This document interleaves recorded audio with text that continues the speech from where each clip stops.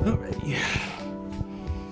If you're a videographer or you want to be a videographer, I'm going to hit you with 10 brutally honest tips I wish somebody told me way ahead of time. Now, these aren't sugar-coated, but they will make you a better videographer. They'll teach you things. They'll help you avoid mistakes that I made while I was still learning. And before we get started, don't forget to like and subscribe to my channel here. I post all kinds of videos about becoming a better videographer, learning the basics, going from beginner to pro, as well as advanced techniques, things that every videographer should know about the craft and trade, how to land clients, how to use your equipment, all kinds of things on my channel. So thank you for watching this video, liking this video, and subscribing to my channel. Number one is don't just go buy a gimbal and start shooting. Learn how to do things handheld, learn how to control your camera, learn how to use your equipment before you go spend $1,000, $1,500, $2,000 on a really expensive gimbal. I get it, they're fun, they create really smooth videos, you can create really trendy short clips of speed ramps and all kinds of things with a gimbal. I have one and I don't really use it that much, but I get the temptation to go out and buy really flashy equipment. I fell for that temptation a lot, and then I bought a bunch of stuff that I don't really use that much, or stuff that I thought I needed but I don't really need. But rather than going on Amazon or B&H and buying the latest Ronin, invest in yourself before you spend all that money. Make sure you know how to use your camera. You can get a lot of really good shots handheld. I actually shoot 99% of my weddings handheld. I don't even bring my gimbal. So it's possible. It's really actually easily done, and just hit the brakes before you go and put that gimbal in your cart. There will be a time where you need one. There will be a job where you need one. Weddings, you can certainly use them, but it's not the first thing you need. Number two kind of plays off of that. Your gear is not the reason that your shots or your videos are boring. Most of the time it's going to be lighting. I wish somebody told me ahead of time that lighting is one of the best things to learn and understand as a videographer. You can have the nicest camera with a super nice lens, and if your lighting is off, or your framing is off, or your exposure is off, your image is going to look just really bad. So if you're looking at your videos, or you're looking at your clips, or you're looking at what you're posting online and you're like, this just doesn't look right, it doesn't look cinematic, something just feels off, most likely it's going to be the lighting. Now, this isn't going to be a deep dive on how to light things. I have some videos on lighting on my channel you can go check out, but one really easy way to just start to understand lighting is to go on YouTube, go on my channel, and type in how to light a cinematic interview or how to light for video, and start to understand basic concepts like a key light, fill light,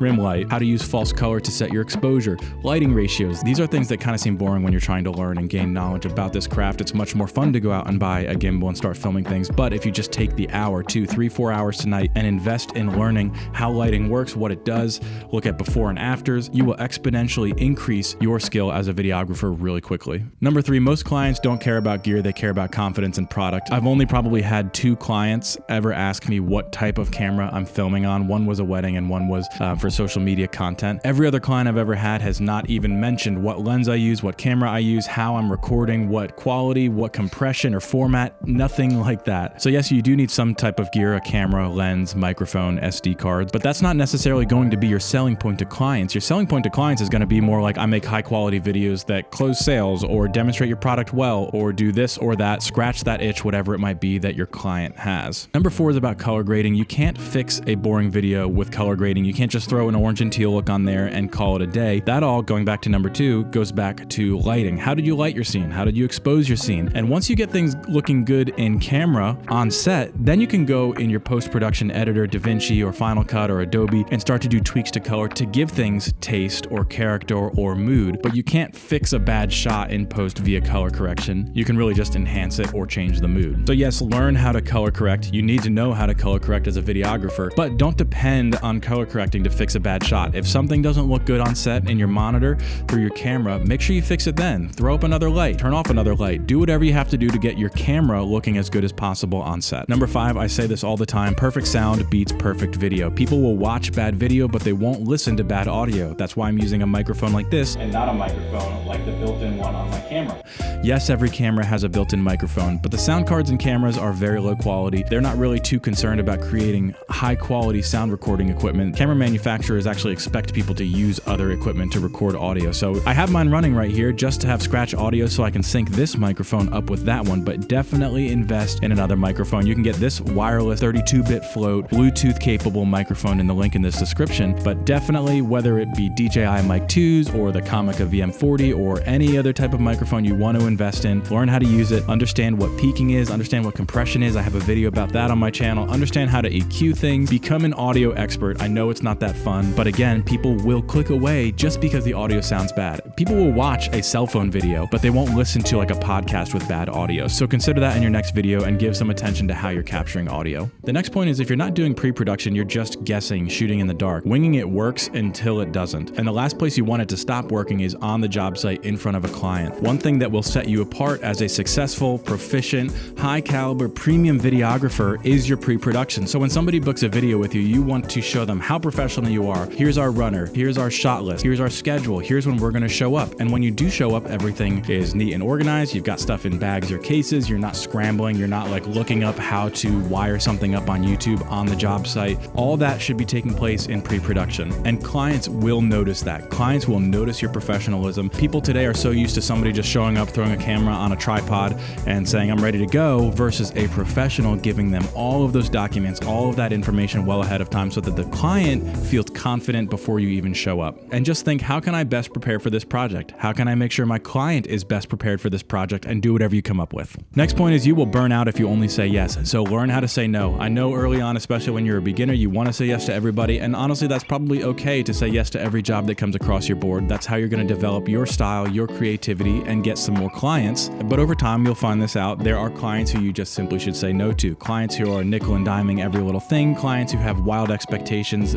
without a budget that meets those wild expectations. Clients who are maybe just generally unhappy or rude. You get to make that determination. You don't have to say yes to anybody. You can say no to somebody for any reason you want. It's just something good to practice. And I'll give you one example. I had a prospective wedding client who was looking to do a full wedding package, everything I could offer, but then also do a hour-and-a-half documentary about their relationship. Now that's certainly doable. And I sent over a quote for what it would cost to have an extra camera operator, the extra editing time that it would cost me to do all of that editing to make an hour-and-a-half extra documentary about a love story and a wedding. And they just kept coming back with changes to here, changes to there. Can we pull this price back? Do we really need this videographer? And eventually it became so much work for me to just try to talk to this client, please this client, and they're nickel and diming every little thing that we had to do when most of it was just me hiring people to come do what the client wanted. I decided this is not the most valuable use of my time. This is turning into a much bigger project than the client has a budget for, and I'm still trying to meet their budget. So we're probably better off to just go our separate ways, respectfully decline the job. Number 8, stop copying people and create content that is exclusive to you. Yes, you need to copy people sometimes to do things that work or to jump on a trend. And I even encourage copying when you're first starting out and you don't really know what you're doing. Just copy shots, copy video ideas, copy things like that. But eventually, even while you're still in the beginner phase, you're going to want to stop copying and start creating. Start determining what style video you like to make. How can you push the boundaries on that? How can you capture things in a way that's never been captured before? How can you tell, and this is really what's been developing in my mind about videography, capturing beautiful things from creative perspectives. That's really it. So what beautiful things do you want to capture, and what kind of creative perspective can you capture it from? If you do that, you will develop your own style, people will notice, and over time you will be known as that style videographer, and you will attract clients who are interested in that kind of style. Number 9, editing is where you earn your money. So don't forget to bill for editing. Don't forget to consider editing when you're booking a project. This one time I was booked to produce an online course for a lady in our town, and I charged them the amount I thought it would cost me to shoot it and edit it in a day, and the editing ended up taking weeks. I'm talking every week I was working on a different module of their course. They were sending me all kinds of overlays that were not put together that I had to basically go and redo in Canva, re-import back into DaVinci, and it was a nightmare. And because they paid up front and I didn't really charge them as much as the editing would have cost, I really wasn't getting anything out of all that extra editing other than I had to do it to deliver the product that I said I would. So when you're booking somebody, consider how long it normally takes you to edit something and come up with an hourly rate for that and charge it. You can explain, I think this is how long it's going to take me to edit. If it's less, we're going to charge you less. If it's more, I'd like you to agree to